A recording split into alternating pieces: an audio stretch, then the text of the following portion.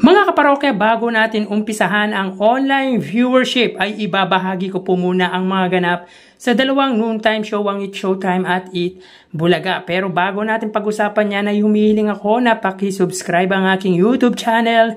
Paki-click ang bell icon para una kayong ma-notify sa mga bagong video na ilalabas ko. At paki-damay nyo na rin na i-follow ang aking Facebook page na Mega TV at ang aking TikTok account na Kaparokya TV. Maraming salamat!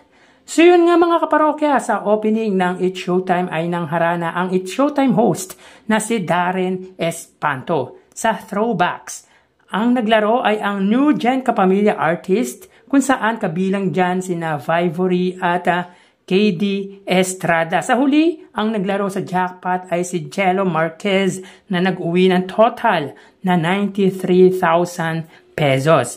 At sa tawag ng tanghala naman, ang naglaban ay sina Mark Kian ng Binmali Catholic School Incorporated at Jelzy ng Divine World College of Vegan. Kung saan ang pumasok sa next round or preliminary round ay ang pride ng Divine World College of Vegan na si Jelzy na nakakuha ng 94.7%.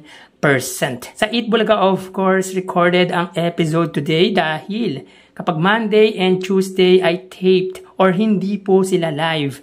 Pero sa Sugod Bahay ay nasa Barangay Dolores, Taytay Rizal po sila kung saan nagwagi ang makulit na si Nanay Elvira Montemayor at nakapag-uwi siya ng gift packs from sponsors at 65,000 pesos. Sa Gimme 5 naman, 3 pamilya ang naglaban-laban at ang unang pamilya ay Subalisid family from Quezon City. Pangalawa ang Afalia family mula sa North Caloocan at ang pangatlo ay ang Felix family. At lahat sila ay nakakuha ng 3 answers sa elimination round. Pero sa jackpot round ang naglaro ay ang Felix family na nakapag-uwi ng total na 50,000 pesos. At maswerte naman na nabunot ang numero ni Nanay Jennifer from Calamba, Laguna para maglaro sa Perafi kung saan nakapag-uwi lamang siya ng 15,000 pesos. So yan po ang mga ganap sa dalawang noontime show para sa araw po ng Martes, September 10. So tara ating alamin ang online viewership ng dalawang bigating noontime show. Para sa Eat Bulaga under TVJ Facebook page na may 2.5 million followers at sa It's Showtime naman na may 18 million followers. So as of 1:48 PM, ang It's Showtime po ay may kasalukuyang segment na hanapin po muna natin mga kaparokya, tawag ng tanghalan. Samantalang ang Eat Bulaga naman po, sila po ay may segment na Gimme 5. So dito makikita po natin ang It's Showtime po ay may 6,000 viewers at ang Eat Bulaga naman po ay may 5,200 live viewers. Again, as of 1:48 PM, ang It's Showtime po ay may 6,000 viewers at ang Eat Bulaga naman po ay may 5,200 live viewers. So mapunta naman po tayo sa TV Network YouTube channel. Para po sa It's Showtime, under po yan sa GMA Network YouTube channel na may 36.4 million subscribers. At sa Eat Bulaga naman po under TV5 Philippines na may kasalukuyang subscribers na 2 million. So as of 1:49 PM, ang It's Showtime po under GMA Network, sila po ay may 21,000 viewers.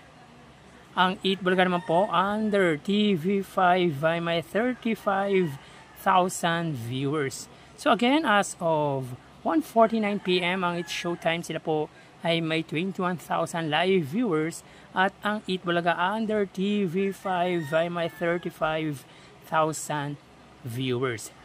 Mapunta naman po tayo sa main YouTube channel ng dalawang noontime show para po sa It's Showtime.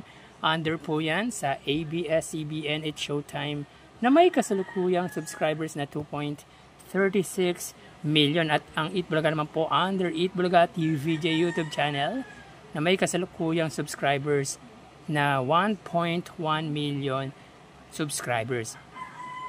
So as of 1:50 PM, ang It's Showtime, sila ay may 70,000 or 71,000 viewers. Ang Eat Bulaga naman po, sila po ay may 85,000 live viewers. So again, as of 1:50 PM, ang It's Showtime po, sila po ay may 71,000 live viewers at ang Eat Bulaga naman po ay may 85,000 live viewers. So bali, ang total na nakuha ng dalawang noontime show ay... Mga kaparokya, bago natin ibigay ang total live viewers ng dalawang noontime show, ay humiling ako sa inyo na pakisubscribe ang aking YouTube channel. Pakiclick ang bell icon para una kayong ma-notify sa mga bagong video na ilalabas ko. At pakidami nyo na din na i-follow ang aking Facebook page na Mega TV at ang aking TikTok account na Kaparokya TV. Maraming salamat!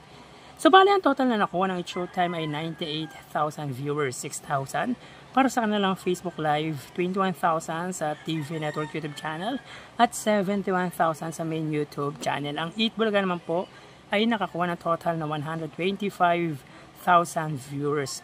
5,000 sa Facebook Live, 35,000 sa TV Network YouTube channel, at 85,000 naman po para sa kanilang main YouTube channel. So again, ang It's Showtime po ay may 98,000 at ang Eat Bulaga naman po ay may 125,000 live viewers. So yan po lumalabas sa kanilang online viewership as of 1:52 PM. At mamaya magbabalik po tayo sa huling bahagi nating online views update ng dalawang noontime show. Magpapaalam na po ako, magsiingat po tayo.